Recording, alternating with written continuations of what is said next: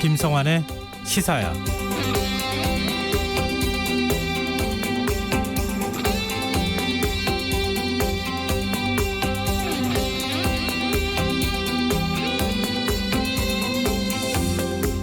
청취자 여러분들도 비투라는 말 한 번쯤 들어보셨을 겁니다. 주식 투자 열풍이 불면서 개인이 주식을 사기 위해 증권사에서 빌린 돈이 역대 최고치를 기록했다고 하는데요. 그 금액만 17조 원이 넘는다고 하죠. 상황이 이렇다 보니 영혼까지 끌어모아서 투자한다는 영끌, 군대에서도 주식을 투자한다는 병정개미란 신조어까지 등장했는데요. 이런 현상 어떻게 봐야 할까요? 코로나19 사태로 흔들리는 증시를 이른바 동학개미들이 지켜낸 일도 있었습니다만 빚까지 내가며 주식을 산 개인 투자자들 대부분이 단기 수익을 기대하며 단타 거래를 하고 있다는 점은 걱정스럽습니다. 부동산 가격 폭등에 좌절한 젊은이들과 서민들에겐 주식시장이 일종의 기회로 보였을 수도 있습니다. 그 절박감을 이해하지 못하는 건 아니지만 무분별한 투자가 또 다른 좌절을 안겨주지는 않을지 우려되는데요. 비투에 대한 우려가 커지면서 대형 증권사들은 당분간 주식 투자자들에게 돈을 빌려주지 않기로 했다고 하죠. 금융당국도 대출 점검에 나섰는데요. 비투로 인한 문제를 해결하기 위해서는 그들의 절박함을 이해하는 것에서부터 시작해야 하지 않을까요? 시사평론가 김성환입니다. 국회 대정부 질문 마지막 날인 오늘까지도 여야는 추미애 장관 아들 의혹으로 공방을 벌였는데요. 잠시 후 뉴스에서 자세한 소식 살펴보겠습니다. 더 깊이 있게 들여다보는 인터뷰 시간에는 전국 택배노조 위원장과 전화 연결해 사전 분류 작업 거부를 결정한 배경과 대책을 고민해 보겠습니다. 김성환의 시사야는 청취자 여러분의 참여를 기다립니다. 오늘 방송 내용과 관련해 의견 있으신 분들은 문자 보내주십시오. 당첨된 분들께는 모바일 상품권 보내드릴 텐데요. 참여하실 번호는 샵 9730이고요. 짧은 문자는 50원, 긴 문자는 100원의 이용료가 부과됩니다. 콩 게시판을 통해서도 무료로 참여하실 수 있고요. KBS 1라디오 유튜브 채널을 통해서도 실시간으로 시청, 참여하실 수 있습니다. KBS 1라디오 김성환의 시사야. 그럼 지금 시작하겠습니다.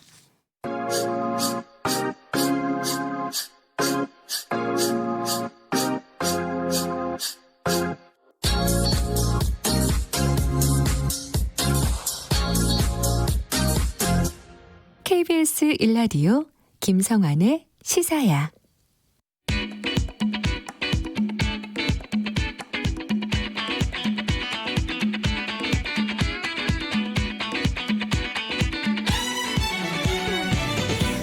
오늘 놓쳤던 뉴스 꼼꼼히 정리해드리는 뉴스야 시간입니다.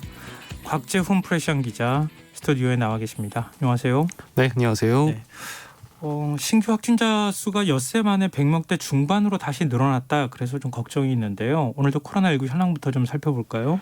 네, 중앙방역대책본부는 오늘 자정 기준으로 신규 확진자가 어제보다 153명 늘어서 누적 22,657명이 됐다고 밝혔습니다. 지금 신규 확진자 수가 지난 11일 이후 전날까지는 100명대 초반에 머물렀지만 6일 만에 다시 중반대로 올라간 건데요. 어쨌든 지금 지난 3일부터 보름째 100명대로 지금 유지가 되고 있긴 합니다. 네. 오늘 신규 확진자 감염 경로를 보면 해외 유입이 8명 그리고 145명이 이제 지역에서 발생을 했는데요. 지역별로 보면 서울이 62명, 경기 52명, 인천 7명 등 수도권이 총 121명으로 거의 대다수를 차지했습니다.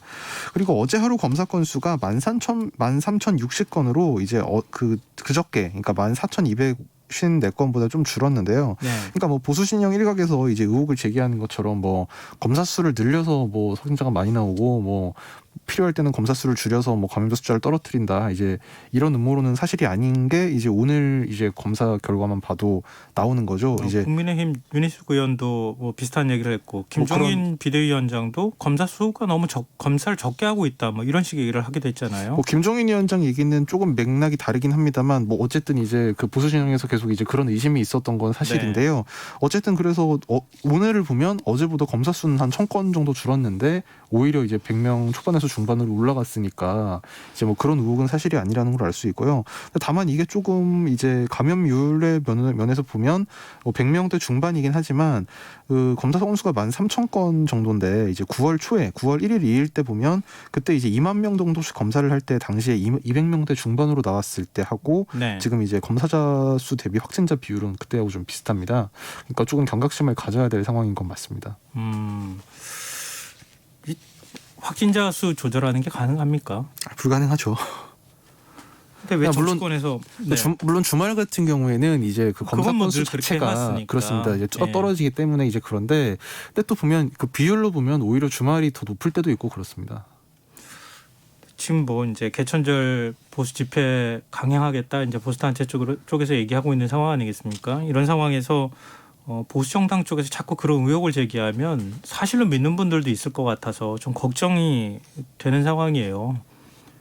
그러니까 지난주에 김종인 위원장이 한 번 이제 그런 얘기를 했었죠. 이게 왜 정부에서는 감염자 숫자만 공개하고 감염률, 뭐 검사 건수는 공개하지 않느냐 네. 이제 이런 얘기를 했는데 그건 이제 김 위원장이 좀 잘못 알고 말씀을 한 거죠. 왜냐하면 방역대책본부에서 매일 이제 어제 몇 건 검사했고 그 중에 몇 명이 네. 이걸 발표를 하는데 다만 이제 마이크에 대고 이제 브리퍼인 이제 뭐 총괄본부장이라던가 이제 이런 사람들이 마이크에 대고 얘기하지 않을 뿐이고 그냥 질병관리본부 홈페이지에 들어가면 그게 매일매일 공개가 돼 있습니다.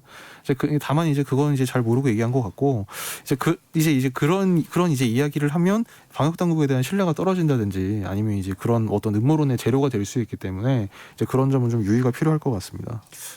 지금 뭐 이제 질병관리청으로 승격이 되긴 했지만 조은경 질병관리본부장을 직접 김종인 비대위원장이 가서 만난 적도 있고 그렇잖아요. 네. 힘을 실어준 적도 있는데 오히려 정반대 행보를 보이는 것 같아서 좀 한편으로 우려스럽기도 합니다. 예, 그렇죠. 이제 오늘 어제죠. 어제 정은경 본부장이 뭐 그 수를 조절한다 이제 그런 건 있을 수 없는 일이다 강하게 밝히기도 했고요. 네. 그리고 오늘 김종인 위원장이 그 검사 수가 너무 적다라고 한 건 그 검사 키트를 이제 지금은 저희 한국은 이제 당국에서 공인한 유전자 증폭 검사만 하고 있는데 뭐 미국에서 하는 것처럼 뭐 각자 간이 검사할 수 있는 키트가 있습니다. 그거를 도입해서 뭐 몇만 건씩 할 수 있도록 하자는 얘기인데 이미 방역 당국에서 질병관리본 그 중앙방역대책본부에서 네. 그거는 이제 신뢰할 수 없고 그래서 이게 만약에 이제 음성으로 나왔는데 그게 잘못 나왔을 경우에 양성인 환자가 막 돌아다니면서 전파를 할 수 있기 때문에 오히려 위험하다. 그래서 적절하지 않다.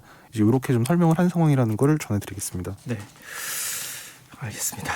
지금 오늘 이제 100명대 중반으로 확진자 수가 나왔다. 이 부분 얘기하다가 조금 얘기가 빠졌는데요. 옆으로 방역 당국은 일시적으로 좀 증가했을 가능성을 얘기했어요. 네, 윤태호 그 중앙사고수습본부 방역총괄반장은 지난주부터 전체적으로 감소 추세라고 판단하고 있지만 일시적 증가는 있을 수 있는 것으로 본다고 말했습니다.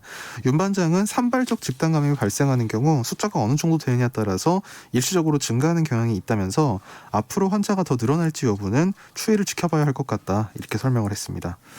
근데 지금 이제 그 제일 걱정인 게 감염 경로가 불명인 제대로 확인되지 않는 환자 비율이 여전히 높다는 거 아니겠습니까?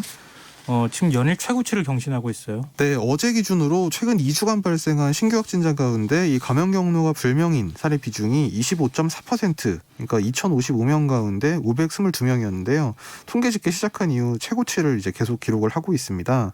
윤 반장은 이 확진자 감소 속도를 더디게 하는 요인으로 이 감염 경로 불명 환자가 많다는 점을 지적하기도 했는데요. 그는 이제 집단 감염 시발점이 되는 환자가 어디서 감염되는지 모르는 부분이 많다면서 이 감염 경로가 명확하지 않은 환자가 많은 점이 초기 역학조사에서 접촉자를 분리하는 데 한계로 작용하고 있다 이렇게 설명했습니다. 서울시가 조용한 전파를 차단하기 위해서 일반인들을 상대로 선제 검사를 실시해 오지 않았습니까? 근데 이 검사에서 처음으로 확진자가 나왔다고요? 네, 서울시 재난안전대책본부 김정일 통제관이 오늘 온라인으로 열린 브리핑에서 이 선제 검사에서 처음으로 감염 사례가 확인됐다는 사실을 밝혔는데요. 서울시는 지난 6월 15일부터 지난 9월 14일까지 총 8,500여 명을 대상으로 이제 선제 검사를 시행을 했는데 이 가운데 이 홈페이지를 통해서 신청해서 9월 14일에 검사를 받은 시민 한 명이 다음 날, 그러니까 어제죠, 15일에 양성 판정을 받았습니다. 방역 당국은 확진 판정 후에 이제 그 코로나 방역 지침에 의거해서 격리 그리고 치료 등의 조치를 취했고요. 이 김 통제관은 이번 사례로 선제 검사의 필요성이 이제 더욱 강조가 됐다면서 음. 시민 대상 선제 검사 그리고 고위험 시설 선제 검사를 지속 추진할 계획이라고 밝혔습니다. 근데 8,500명 넘게 검사해서 한 명 지금 확진자 나왔다는 거잖아요. 네. 파악하지 못한 확진자가 이런 비율을 이걸 어떻게 해석을 해야 될지 저도 좀 고민스럽더라고요. 근데 물론 이제 선제 검사라는 게 네. 당연히 감염 확률이 높은 경우에는 방역 당국에서 검사를 받으라고 권유를 합니다만 네. 선제 검사 같은 경우에는 그게 아니거든요.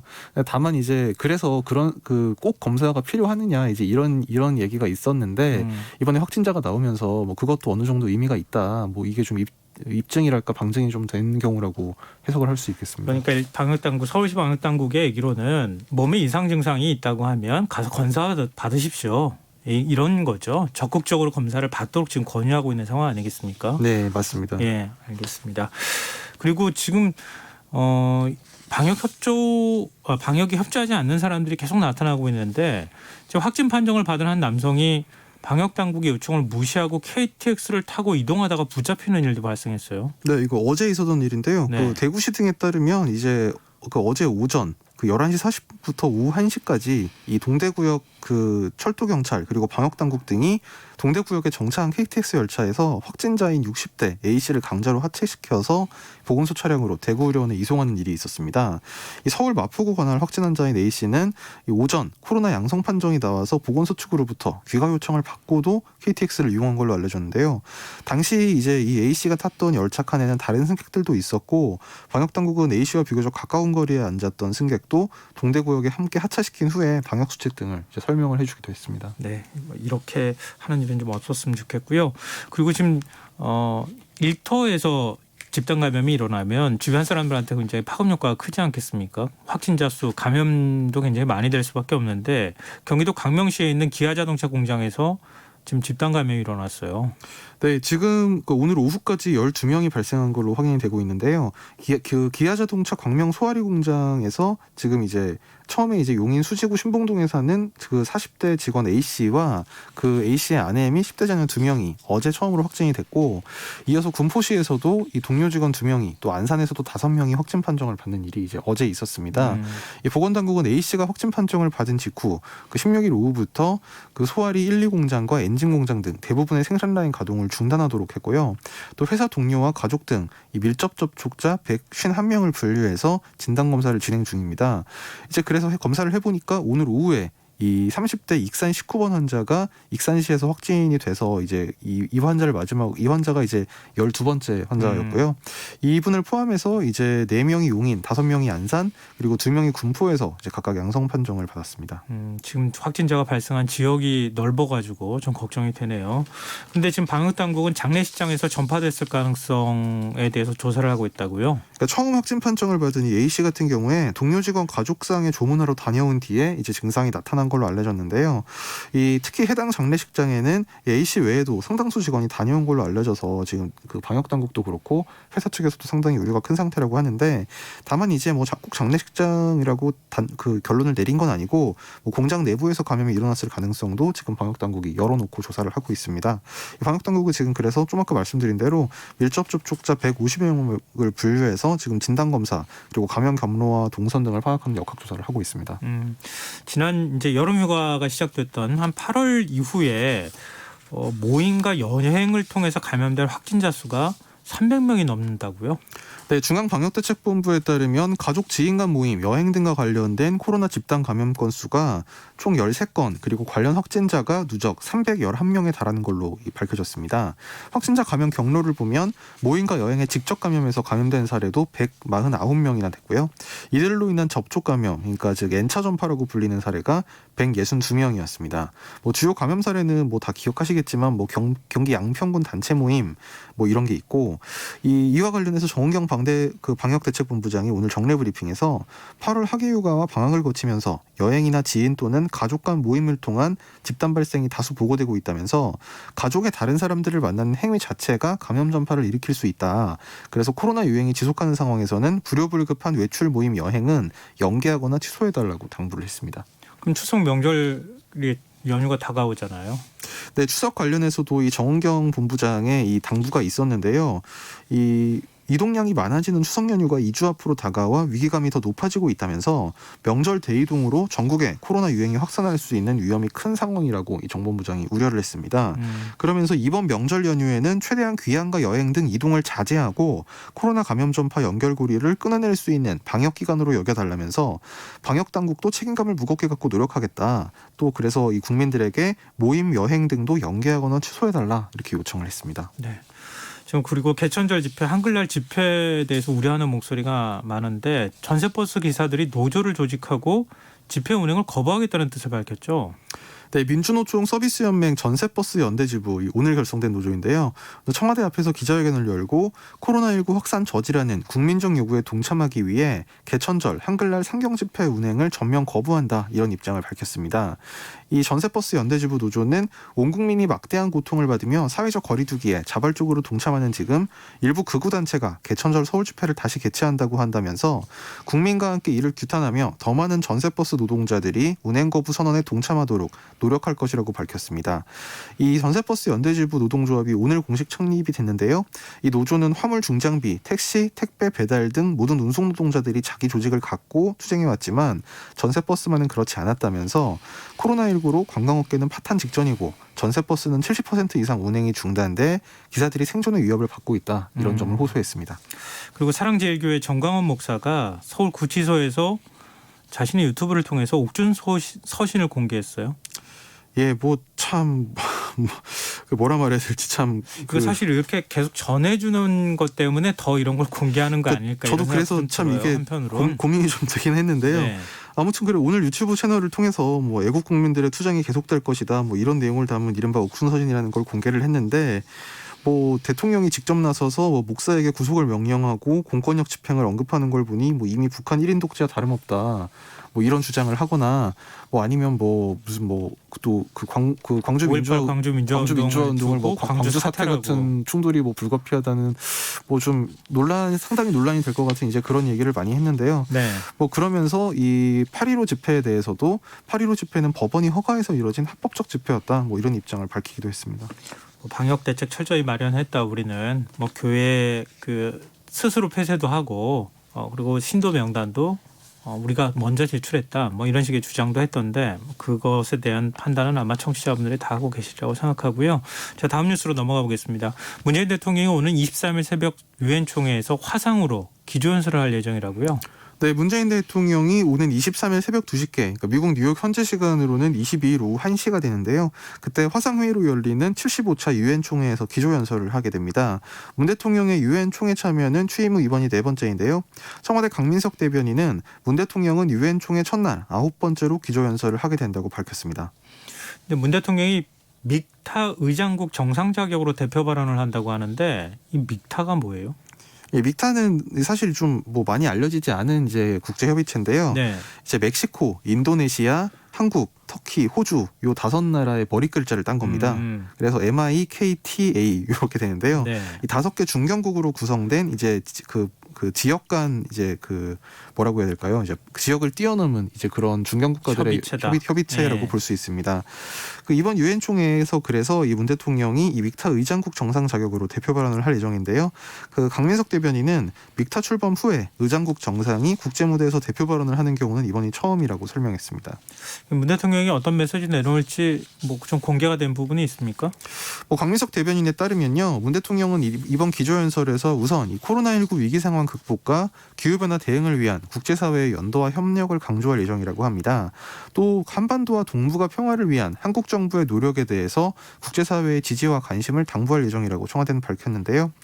이 과정에서 문 대통령이 지금 현재 좀 경색돼 있는 남북관계 그리고 북미관계를 풀기 위해서 어떤 새로운 대북 제안을 뭐 내놓을 수 있을지 이런 부분도 지금 관심을 한번 가지고 지켜볼 수 있을 것 같습니다. 네. 지금 여러분께서는 KBS 라디오 김성환의 시사회와 함께하고 계십니다. 계속해서 뉴스야 이어가겠습니다. 이제 정치권으로 좀 얘기를 가볼까요?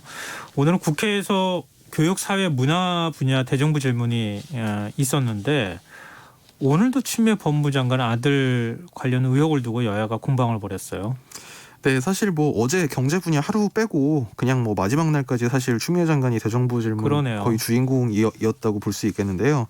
뭐 오늘은 이제 뭐 추 장관 자녀 특혜 의혹에 대해서 이게 뭐 새로운 의혹, 뭐 그러니까 뭐 그 아들 군 관련이 아니고 뭐 그 추 장관의 딸과 관련해서 딸 뭐 얘기도 나왔어요. 예, 이제 뭐 추가로 이제 나오면서 뭐 네. 새로 이제 입장을 밝히기도 했는데요.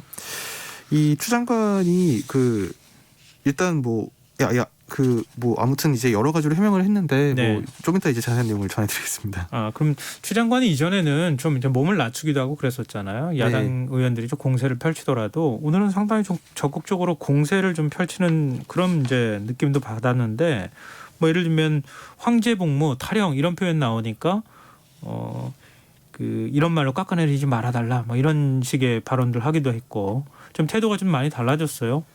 예, 사실 그 월요일까지는 상당히 좀 이렇게 뭐랄까요, 좀 뭐 이를테면 과거에 뭐 소설 쓰지 말라 이런 발언에 대해서 뭐 그 유감을 표명한다든지 좀 자세를 낮추는 모습이었는데 오늘 같은 경우는 이제 야당 의원들이 얘기한 데 대해서 뭐 무리한 억측과 의혹 제기다 이제 이런 표현 이런 취지의 표현을 하면서 뭐 만약에 사실이면 책임질 거냐 야당 의원들이 이렇게 공격을 하니까 네. 그럼 만약에 그게 허위면 뭐 의원님 측에서 책임지실 거냐 뭐 이렇게 맞받기도 했고요. 뭐 상당히 오늘 추미애 장관도 좀 이렇게 뭐랄까 뭐 적극적이랄까 좀 공격적으로 답변을 하는 태도를 보였습니다. 네.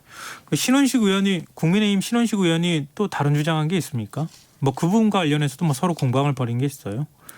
그 이제 오늘 그 답변 중에 좀 주목받았던 부분이 그 이제 신원식 의원이 공개한 내용 중에 그런 게 있었잖아요. 그 국방부에 이제 그 서일병의 부모님 중에 한 명이 이제 전화해서 민원을 제기했다. 이제 이런 이야기. 전화한 사람은 여자인데 뭐 저 나중에 기록된 사람은 남편이다, 뭐 남자다 이런 얘기. 그게 있었잖아요. 이제 그저께 추가로 나온 거였고 이제 원래 얘기한 거는 어쨌든 그 부모 중에 한 명이 이제 국방부에 민원을 제기했다. 이제 이게 주된 내용이었는데 여기에 대해서 이제 추 장관이 오늘 답변하기를 저는 민원을 넣은 바 없고 제 남편에게도 민원을 넣은 바가 없다는 걸 확인했다 이렇게 밝혔습니다.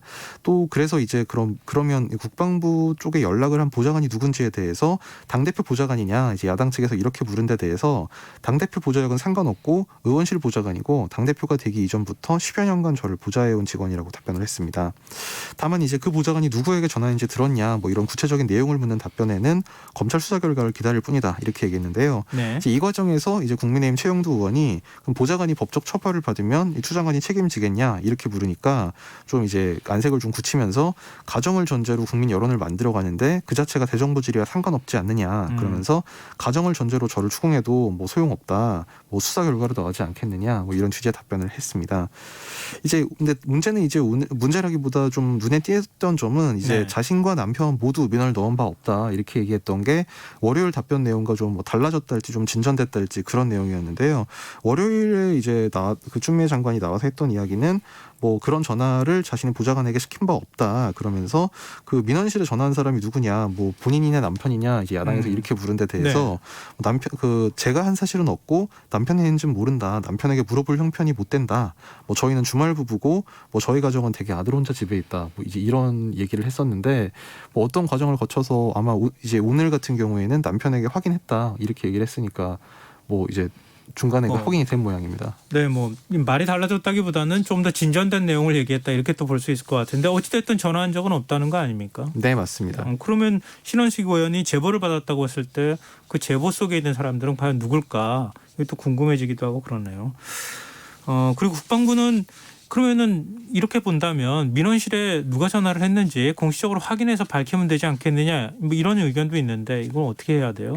그래서 이게 이 추 장관 의혹 관련해 가지고 사실 뭐 이제 뭐 휴가가 어떻고 병가 절차가 어땠느냐 이런 부분보다 그 당시에 이제 그 민주당 대표였던 그 추 장관이 추 장관 측에서 뭐 보좌관이 됐든 이제 국방부에 전화를 해서 압력을 행사했냐 사실 이 부분이 좀 가장 오히려 지금 첨예한 쟁점이 되고 있는 것 같은데요. 뭐 이에 대해서는 오늘 추 장관 측도 그렇고 뭐 검찰이나 국방부 모두 그냥 이제 그 수사 결과를 기다려달라 이제 이런 입장을 밝히고 있습니다. 뭐 오늘 이제 국방부에서 문홍식 부대변인 정례 브리핑이 있긴 있었는데 당연히 이제 기자들이 굉장히 같은 질문이지만 여러 번 반복해가지고 물어봤는데 뭐 결론은 그냥 검찰 수사를 좀 지켜봐달라 뭐 그냥 그런 이야기였습니다. 김종인 비대위원장이 이 부분에 대해서도 언급한 게 있다고요? 김종인 비대위원장은 이제 오늘 국방부의 브리핑 내용이라기보다 이제 어제 그리고 최근에 국방부가 있었던 보였던 모습들. 뭐 이제 정경도 네. 국방장관의 그 대정부 질문 답변이라든지 아니면 어제 있었던 이제 그 서욱 국방부 장관 후보자 인사청문회 이제 이런 내용에 대한 이야기였는데 김종인 위원장이 오늘 아침 회의에서 최근 국방부의 이 추미애 법무장관 아들 관련 발표를 보면 국방부가 정치화되는 모습을 확인할 수 있다. 과연 이런 자세로 정군을 이끌어갈 수 있는 자세인지 의심하지 않을 수 없다. 이런 주장을 폈습니다. 오늘 대정부 질문 마지막 날이었잖아요. 네. 뭐 처음부터 끝까지 추미애란 이름이 떠나지 않았던 대정부 질문이었다 이렇게 또 평가할 수 있을 것 같은데 정세균 총리가 우리 이제 국정을 논의하자 뭐 이런 얘기를 했다고요? 예, 정세균 총리가 뭐 이제 야당 의원들의 이제 추미애 장관 관련 질의가 계속 그 추 장관 본인에게나 또 자신에게도 이어지니까 이제 약간 좀 염증을 보이면서 검찰이 이걸 하고 있고 또 국민의힘은 제야단체나 시민단체가 아니라 제1야당이지 않느냐. 오늘이 대정부 질문 마지막 날인데 국민이 절망하고 있다. 이제는 좀 국정을 논했으면 한다. 이제 이런 소회를 밝혔는데요. 이에 대해서 이제 당시 질문을 하고 있었던 국민의힘 최영두 의원은 그렇지 않다. 그러면서 전직 대한변협회장 등 뭐 100여 명의 변호사가 조국 사태 당시 냈던 성명을 인용하면서 이제 계속 비판적인 질의를 이어갔는데 이제 그러자 정 총리가 수많은 정치 검찰들이 검찰에 대한 불신을 만들어내고 수많은 국민에게 검찰 개혁을 안 하면 나라의 미래가 없다는 판단을 하게 했는데 최 의원이 거론한 분들도 그런 분들일 수 있다. 그런 분들 말씀을 전적으로 수용하기 어렵다. 좀 이렇게 날선 반응을 보이기도 했습니다. 정의당은 민주당과 국민의힘 양쪽 다 비판했다고요? 예, 정의당 장혜영 원내대변인이 오늘 오후쯤 낸 논평에서요. 이번 대정부 질문은 거대 양당의 추미애 장관 청문으로 변질되고 말았다면서 민주당과 국민의힘에게는 추 장관 아들 군대 문제가 코로나로 고통받는 국민들 민생 문제보다 중요하냐 이렇게 꼬집었습니다. 앞서 이제 그 얘기 하다가 얘기를 다 하지 못했는데 추미애 장관 딸 문제 오늘 얘기가 나왔었잖아요. 그걸 비롯해서 혹시 더 추가로 의혹 제기나 나온 얘기들이 있으면 좀 정리해 주시죠. 예, 사실 추미애 장관 딸 문제가 오늘 한 언론에서 이제 보도가 돼서 네. 이제 이게 오늘 그 한 야당 의원들의 질의를 통해서 추 장관에게도 이제 질문 형태로 전달이 됐는데 뭐 사실 내용은 좀 이제 청취자들이 들으시면 그게 좀 이렇게 뭐 예를 들면 좀 이렇게 의아한 생각을 가지실 수도 있습니다. 내용은 뭐냐면 네. 추 장관 큰따님이 이제 그 이태원에서 한 그 양식 음식점을 운영을 했는데 당 2014년 정도였는데 그때 국회의원이었던 추 장관이 이제 그 음식점에서 정치자금을 이용해서 기자간담회를 하고 사람을 만나면서 그 음식점을 자주 이용을 해서 거기서 정치자금이 한 200만 원 정도가 이제 지출이 됐다는 겁니다. 네, 밥값으로. 밥값으로. 네. 다 밥값으로 나간 거죠. 여기에 대해서 이제 야당 의원들이 이렇게 지적을 하니까 이제 추 장관이 거기에 대해서 이제 좀 이렇게 상당히 강하게 좀 뭐랄까요, 이렇게 반격을 했는데요. 그 당시에 이제 자기가 왜 거기서 기자간담회를 갖게 되는지를 설명을 하면서 네. 딸아이가 다니던 직장을 관두고 청년 창업을 하고 싶다고 해서 창업을 했는데 높은 권리금과 치솟는 임대료를 감당 못해서 아이 혼자 아침부터 늦게까지 일하고 문을 닫았다. 뭐 그래서 제가 기자들과 민생 얘기를 하면서 아이 격려도 해줬다. 당시 느낌으로 청년 창업에 지대가 걸림돌이 된다. 지대 개혁을 해야 한다는 걸 깨닫고 뭐 이후에 이게 정치 활동에 반영이 됐다. 뭐 이런 취지로 설명을 하더라고요. 네, 네. 그래서 뭐 이런 부분도 있었고 그리고 이제 뭐 마지막에 그 야당 의원이 이제 마지막 질의에서 좀 이 논란이 큰데 소회가 어떠냐 이런 취지의 질문을 하니까 뭐 아들에게 고맙다, 뭐 아들에게 당대표에서 미안했고 지금도 미안하다, 뭐 아들과 딸 가족에게 미안하다, 뭐 이런 얘기를 좀 하기도 해서 뭐 사실 야당에서 제기한 의혹의 내용이 네. 얼마나 좀 설득력이 있느냐와는 별개로 장관이 국회 대정부 질문에서 뭐 이제 이런 가족에 대한 좀 이렇게 뭐랄까요, 좀 절절한 그런 신경을 드러낸 부분이 좀 평가가 좀 엇갈릴 수 있는 부분이 있을 것 같습니다. 우리나라에서는 가족 얘기 사실 이런 공식적성에서 하는 게 그렇게 좋은 효과로 나타나지는 않았잖아요. 예를 들어서 예전에 뭐 선거 기간 동안에 누구누구야 미안하다 뭐 이렇게 얘기했던 것도 그렇고 뭐 생각이 나기도 하는데 자꾸 이제 분위기가 너무 공방이 거칠어지니까 좀 감정적인 부분까지 좀 나오는 거 아닌가 싶습니다. 그리고 국민의힘 김상훈 의원의 발언이 또 논란이 됐다고요? 뭐 이제 두 가지 정도였는데요. 뭐 첫 번째는 뭐 민주당을 비하하는 표현이 있었다. 뭐 이게 좀 그거는 이제 맥락상 뭐 무슨 이야기였냐면 네. 사실 김상훈 의원이 처음에 이제 정세균 총리를 불러낸 다음에 협치 관련 질문을 하겠다고 하고 제가 민주당을 보고 뭐 더불어 만지당, 더불어 미투당이라고 하면 국회 협치에 반하는 거죠. 이렇게 물었습니다. 이제 그러니까 그 민주당 소속 이제 뭐 지방 선출직 공직자들의 뭐 성 관련 이제 그런 네, 소문을 네. 이제 언급하면서 뭐 네. 더불어 미투당 이런 표현을 쓴 건데요. 이제 그러니까 당연히 그 당시에 본회의장에 있던 민주당 의원들이 막 막 큰 소리로 고성으로 항의를 예. 하고 이제 난리가 났습니다. 이제 그러니까 정세균 총리가 아시다시피 저는 행정을 통할한 입장이다. 그래서 가능하면 저는 정쟁과는 거리를 둘 수 있게 배려해달라. 이렇게 좀 그 질의가 적절하지 않다는 취지로 얘기를 했는데 네. 그러니까 김 의원이 첫 번째 날, 그러니까 재정부 질문 첫 번째 날 제1야당인 국민의힘을 뭐 탄핵당한 당이다 이렇게 비하하는 말을 사용한 경우가 있었는데 이게 금도에 벗어났다고 생각한다. 그러니까 내가 이렇게 말하면 안 되는 것처럼 그 첫날 정청래 의원도 그렇게 말하면 안 됐다. 네. 이제 이렇게 얘기하는 이제 취지라고 설명을 했는데요. 네. 다만 이제 뒷부분에서 이제 민주노총 관련 이제 이야기를 하면서 민주노총이 청와대와 민주당의 상관이냐 뭐 이런 표현을 쓴 바가 있었습니다. 뭐 그 요지는 뭐 폭력 시위를 주도했던 뭐 한상균 전 위원장이 뭐 가석방되고 특별사면이 됐다라든지 뭐 민주노총 조합원들이 민주당 지도부 유세장에 가서 뭐 어떤 뭐 버르장머리가 없다는 얘기를 했다 뭐 이제 이런 이야기였는데요. 여기에 대해서 정세균 총리도 이제 정색을 하면서 김상원 의원 말만 듣는 국민이 참으로 그런 게 아니냐 오해할까 걱정이 된다. 우선 구속영장 발부하고 안 하고는 법원에서 하는 거고 행정부는 물론 대통령과 무관하다. 이제 이런 점을 지적을 했고요. 네. 또 민주노총이 무슨 상관이냐 이런 표현은 같이 정치하는 입장에서 어떻게 이런 표현을 할 수 있느냐 적절하지 않다 이렇게 반박을 했습니다. 네. 지금 청취자분 한 분께서는 좀 정책적인 얘기를 좀 해줬으면 좋겠다 이런 얘기 말고 뭐 이렇게 또 문자를 주시기도 하셨는데요.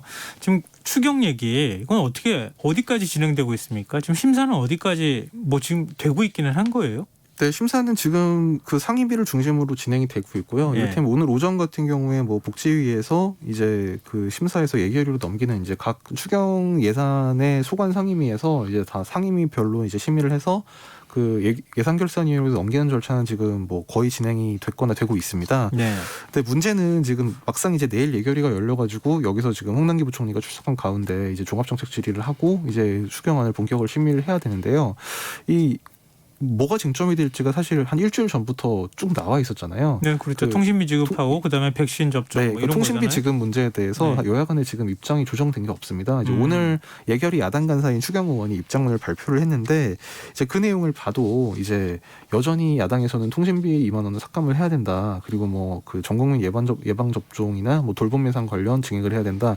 이런 입장을 그러니까 처음이랑 거의 달라진 게 없는 입장을 보이고 있어서 이게 뭐 예결위 간사 간에 하든 아니면 뭐 원내 수석부 대표 간에 하든 뭔가 좀 어느 정도 이 협상이 있어야 이제 좀 그 홍남기 부총리가 강조한 대로 22일까지 추경안을 확정해달라 이렇게 요청을 했는데 네. 그 시일을 맞추는 게 이제 그 어떤 협상에서 타결이 있어야 가능해질 것 같습니다.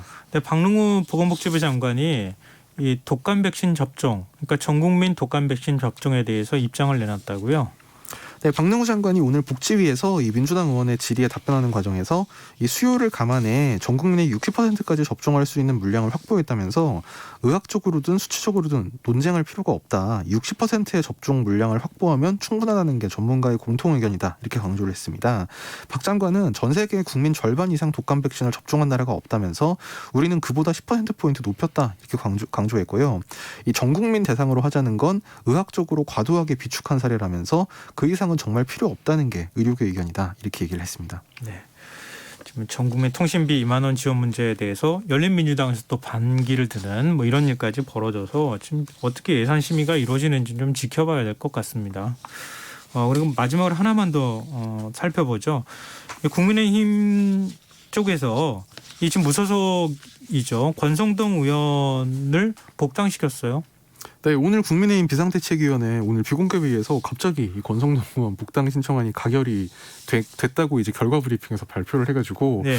뭐 이제 뭐 국민 그 유권자들도 그렇고 이제 언론도 사실 좀 미리 예고는 안 했었죠. 예고된 게 아니었습니다. 그래서 좀 놀라운 일이었는데요. 아무튼 그래서 권성동 의원이 지금 이 지난 4.15 총선에서 이제 배제되니까 탈당 후에 무소속으로 출마해서 당선이 됐는데 그 후에 5개월 정도 만에 복당 신청이 받아들여져서 이제 승인이 됐습니다. 근데 지금 공천에 반발해서 탈당했던 인사들이 있잖아요. 홍준표, 김태호, 윤상현 의원. 네.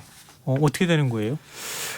이제 그 이름을 듣는 순간 이제 청취자분들께서 이제 떠오르는 다 이미지들이 있으실 텐데요. 네.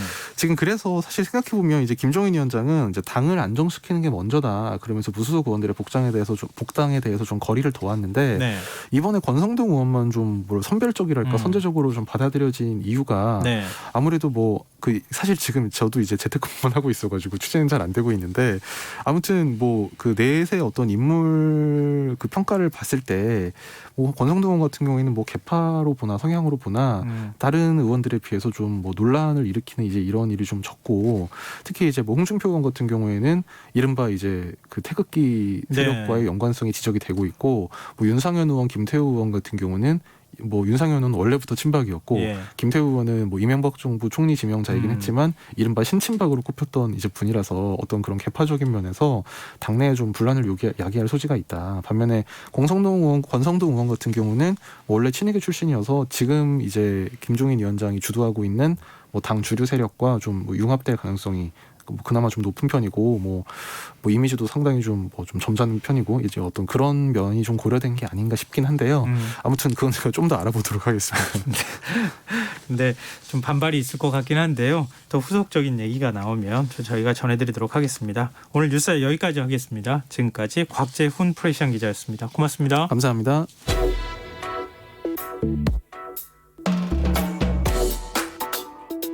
더 나은 내일을 준비하는 시간 KBS 1라디오 김성환의 시사야. 전국 택배연대 노조가 다음 주 월요일부터 분류 작업을 하지 않겠다고 밝혔습니다. 올해 들어서 7명의 택배 노동자가 과로사한 만큼 시간이 오래 걸리는 분류 작업을 더 이상 무임금으로 할 수 없다는 입장인데요. 곧 추석 명절을 앞둔 만큼 택배 대란을 우려하는 목소리도 나옵니다. 오늘 인터뷰 시간에는 택배 노동자 과로사 대책위원회 공동대표인 전국 택배연대 노동조합 김태완 위원장 연결해서 택배 노동자들의 입장 들어보도록 하겠습니다. 위원장님 안녕하십니까? 네, 안녕하세요. 예, 오늘 발표한 파업 결정 택배 노동자 과로사 대책위원회 총투표에서 95% 이상이 분류작업 중단에 찬성한 걸로 지금 나오는데요. 이 택배 노동자들 대부분이 특수고용직인데 이렇게 높은 찬성률이 나온 이유 어떻게 봐야 할까요? 올해 들어서서 이제 코로나가 이제 확산되면서 이제 물량이 많이 증가했고 이 과정에서 매달 이제 한 분씩 저희 택배 노동자들이 이제 과로사를 하셨어요. 네. 이 과정에서 이제 동료들이 이 문제를 좀 해결해야 된다라는 인식들이 이제 널리 퍼져 있고 또 그 원인이 되고 있는 이제 분류 작업 문제를 이번에 좀 어떻게 해결해야 되지 않겠나 이런 기대들이 이제 많이 모아진 것 같습니다. 그동안의 분류 작업 문제에 대해서 지속적으로 문제 제기를 해왔고 다 문제가 좀 심각하다라고 지금 인식을 다 하고 있다 이 말씀이신데요. 네. 지금 배송은 하시는 거예요? 집화와 배송은 저희가 이제 하겠다 이제 이런 거죠. 근데 그러면 특별히 분류 작업만 거부하시는 이유도 좀 설명해 주십시오. 그 분류 작업이 원래 저희의 일이 아니고 이제 물건을 인수하는 과정이었던 건데 택배사들이 비용을 절감하는 차원에서 인력들을 줄이고 이러다 보니까 실제로 분류 시간이 막 늘어나고 물건 인수의 과정이 시간이 지연되고 이러면서 사실상 저희들 분류 업무를 하는 이제 모양이 돼버린 거죠. 그리고 이것이 지금의 장시간 노동의 근본 원인으로 되고 있다. 저희들은 이렇게 보고 있습니다. 지금 분류 작업에 전체 지금 택배를 배송하고 다 일하시는 시간 그 시간 대비 분류 작업하는 게 어느 정도 걸립니까? 저희들이 이제 기본 장시간 노동 이렇게 얘기하면서 일평균 한 14시간의 노동을 한다라고 얘기하는데 이 분류 작업 시간이 한 6시간에서 7시간 정도 이렇게 소요되고 있고 물량이 증가하면 증가할수록 이 분류 시간도 이제 계속 더 길어지게 됩니다. 오히려 배송 시간보다 더 높게 증가하고 있습니다. 그럼 전체 노동 시간의 절반 정도를 분류 작업을 하고 있다는 말씀이시잖아요. 네, 그렇습니다. 분류 작업은 어떤 방식으로 이루어지는 겁니까? 그걸 또 도와주는 다른 직원들은 없나요? 그 분류 작업이라는 게 이제 그 택배 시스템이 이제 물건을 수거하면 그것을 이제 택배 기사들이 자기가 있는 터미널에 상차하면 그것이 이제 허브 터미널 대형 물류센터라고 하는 곳으로 이동하게 되고 거기서 다시 이제 재분류해가지고 저희가 있는 서브 터미널로 오게 되면 이제 거기서 자기 배송 물량들을 이제 받는 과정들이 이제 분류의 과정인 거죠. 근데 이 과정이 뭐 어떤 추가 인력이나 이런 게 없고 레일에 저희들이 차를 받쳐놓고 물건을 다 받게 되는 거예요. 그래서 허브터미널 물류센터에서부터 저희 택배기사들이 있는 데까지의 차량들이 오고 가는 이 시간을 저희들이 다 기다려야 되는 거예요. 지금 이제 택배 업계에서는 좀 주장이 네. 다릅니다. 이 개인 사업자이기 때문에 택배 기사는 택배 기사한테 지금 배송하는 물품에 따라서 거기에 따른 수수료를 지급하고 있기 때문에 그 수수료 안에 분류 작업에 대한 대가도 다 포함돼 있다. 이렇게 주장을 하고 있거든요. 그러니까 저희가 이제 물건 인수의 과정이라고 이제 일을 할 때 그게 한 4, 5년 전까지만 해도 이제 그런 과정이었는데 그 당시에는 한 2시간 정도 내외였어요. 그래서 실제 물건 인수만 한다고 했을 때 저희가 차에 싣는 시간이 한 그 정도 시간이 걸리거든요.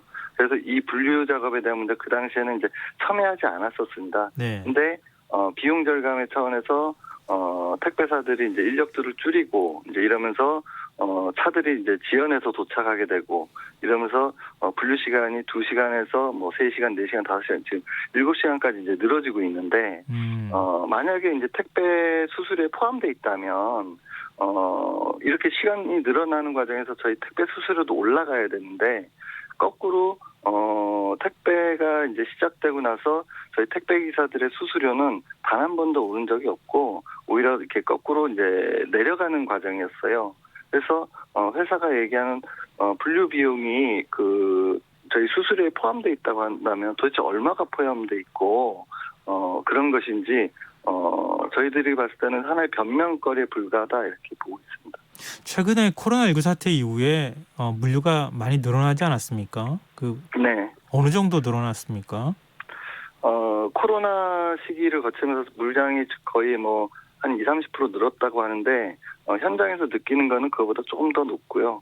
지금 더욱 걱정되는 거는 지금까지는 그 택배 산업에서는 비수기예요.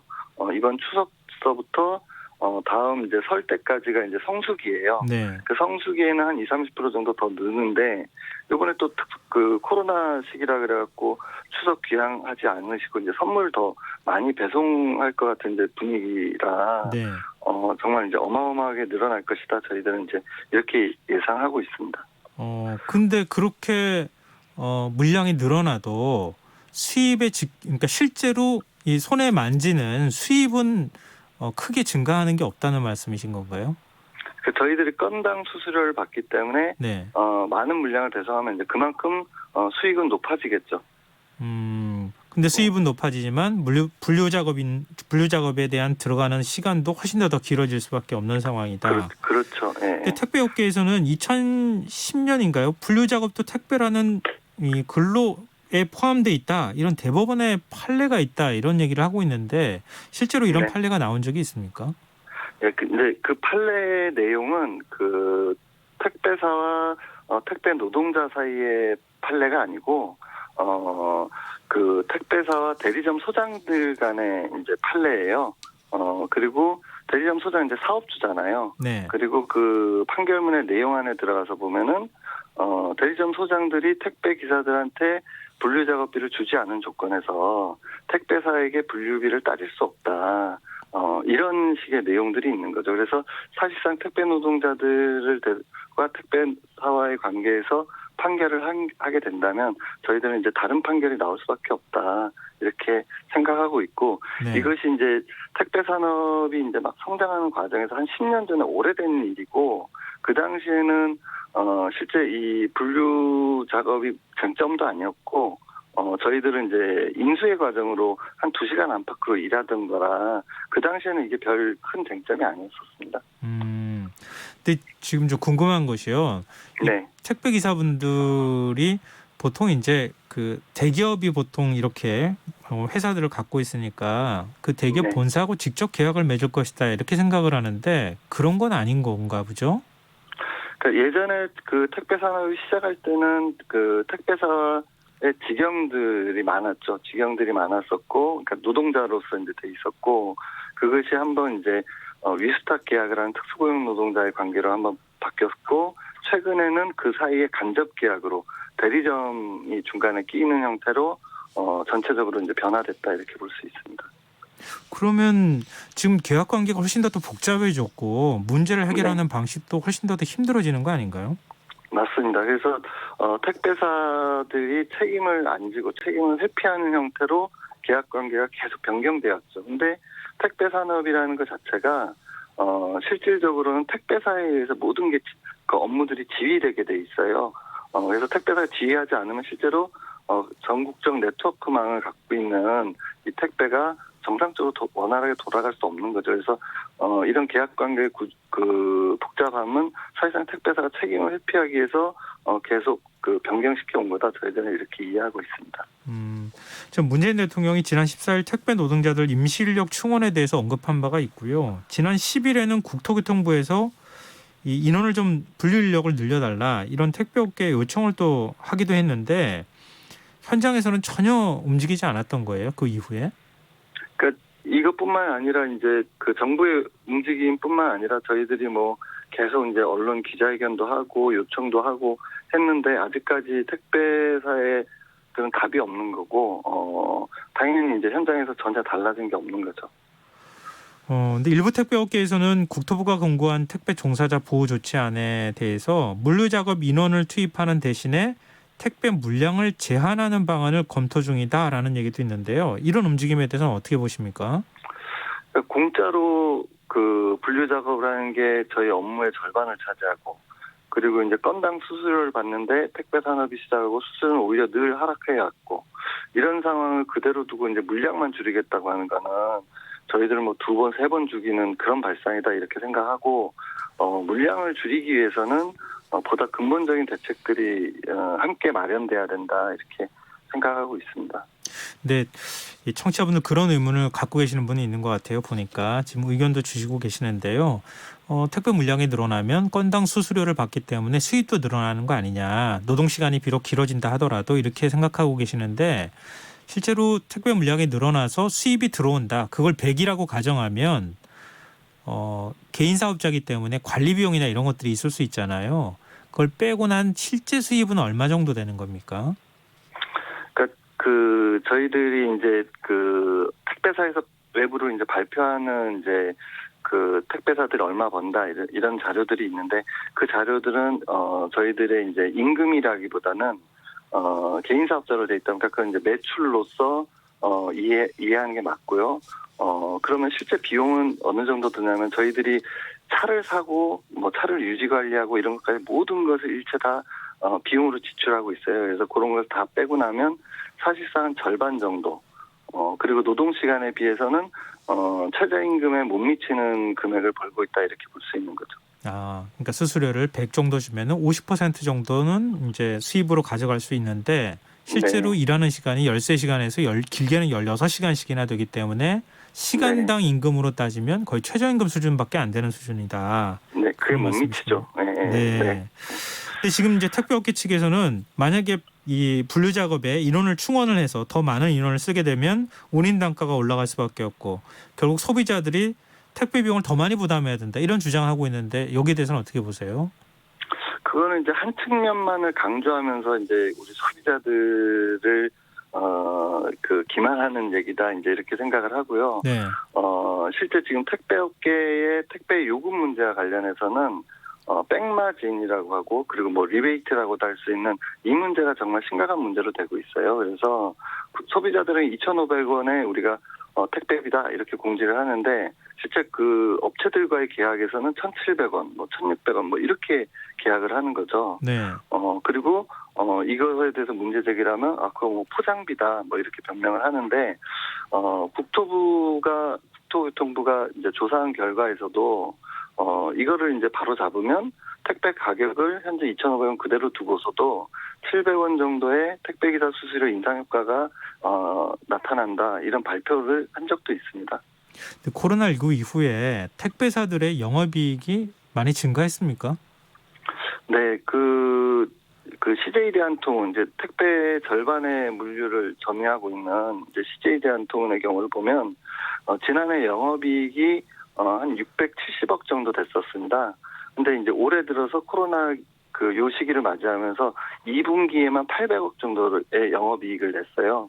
그래서 사실상 전년 대비 올해 수천억 대의 영업이익이 예상된다 이렇게들 다들 보고 있습니다. 반면에 분류 인력은 네. CJ단통 15,000명의 기사들 중에 한 3,000명 정도만 투입하면 되는데 이 3,000명을 투입하는데 필요한 비용이 월 25억밖에 안 돼요. 그러면 자신들이 지금 추가적으로 벌고 있는 이 수천억 대 영업이익에 비교하면 극히 일부분인데 특히나 이제 과로사가 유발되는 이런 장시간 노동의 근본 원인인 부분을 해결할 수 있는 대책인데 네. 이런 부분들에 대해서 그 적극적인 방안을 내고 있지 않은 거죠. 오늘 오후에 정부와 택배업계가 추석 성수기 동안 하루 평균 10,000여 명의 인력을 현장에 추가로 투입하겠다. 일종의 이제 분류 인력으로 이제 투입하겠다는 얘기로 보이는데요. 이 정도 대안을 제시하면 이제 파업 철회가 가능한 겁니까? 그 부분에 대해서는 이제 저희도 이제 오늘 오후 늦게 받아가지고 네. 지금 밤늦게까지 계속 그 논의를 하고 있어요. 네. 이거를 이제 어떻게 해야 되나 그래서 요 결과를 이제 내일 아침에 발표할 건데 그때 말씀드리도록 하겠습니다. 아직까지 공식적인 의견이 네. 모아지지는 않으신 건가요? 네, 지금 논의 중이에요. 네. 일단 10,000여 명 정도 투입하면 그러면 분류 작업하는 데 있어서는 큰 무리가 없는 건가요? 그 보도자료 내용을 분석해 보니까 네. 뭐 아직 입장까지는 아닌데 상당수의 인력이 중개 효율성을 발휘하는데 이렇게 배치되는 거예요. 그래서 네. 저희들이 요구했던 분류 인력 추가 투입 문제와 관련해서는 사실상 한 2,000여 명 정도 이렇게 배치돼 있는 거고 그리고 이게 이제 여러 택배사들을 함께 이렇게 포함하고 있는 거라. 네. 실제로 각 택배사별로 어느 정도 되는지 아직 파악이 안 되고 있어요. 그래서 저희들이 지금 입장을 정리하는 시간이 상당히 걸리고 있는 이유도 이제 이런 대목 때문에 그런 겁니다. 네, 알겠습니다. 내일 아침 공식 입장이 어떻게 나오는지 저희도 좀 지켜보도록 하겠습니다. 오늘 말씀 네. 고맙습니다.